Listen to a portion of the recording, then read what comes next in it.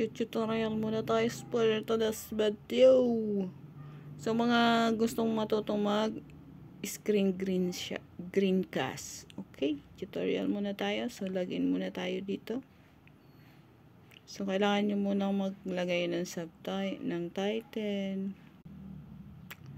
So may title na. So kailangan i-check nyo tong Greencast. Makikita nyo yan sa mga screen nyo. Oy, lumabo. Parang kayo, charot. So, lagyan nyo muna ng check yon.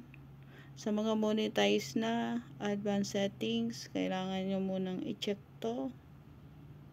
Okay. At dahil tutorial to, ipa-private ko muna siya, guys, ha. So, punta na tayo dito. Ayan na, naka-green. Check nyo tong sa screencast. Next.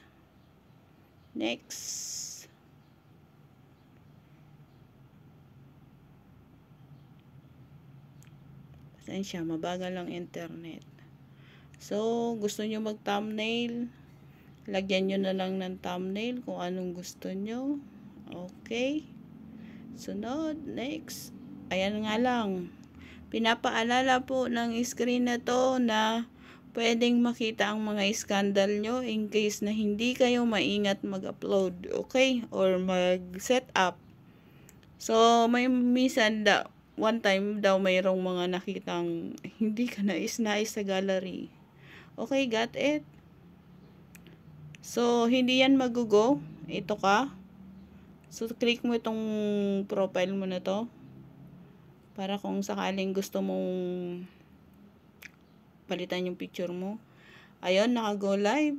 So, make sure lang po na naka-login ang Google nyo, Google account dito sa Photos Google. Kailangan nakalagay yan dyan. O, huwag nyo napansin sa taas. So, example, yan ang gusto ko. Kailangan nandito kayo sa Google Photos nyo, ha. Ilagin nyo muna. Hindi ko na ipapakita yung Google ko dyan. So, hindi yan mag-go hanggat hindi nyo to nasi-set up. So, ito yung mute. Ito yung off-cam. Para yung profile nyo ay nandun sa baba. So, ganyan ang magiging itsura niya. In case na i-go nyo na siya. So, alam nyo na, ha. Paalala lang po. Bago kayo pumunta dito ay make sure na ang gallery nyo po ay walang makikitang scandal. So, ayun, nakita nyo naman. So, i-click nyo yung gusto nyong i-gamitin.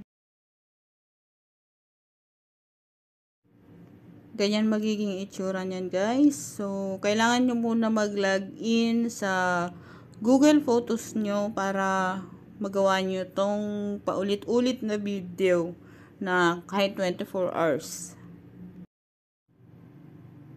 Paalala lang po, maging maingat po at tanggalin nyo na po kung ano man po ang mga skandal na nandyan sa gallery nyo dahil makikita po yan dito sa gallery.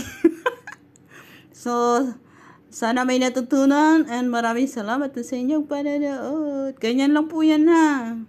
Paano mag-screencast. Okay na. Yun, Google and then Google Photos.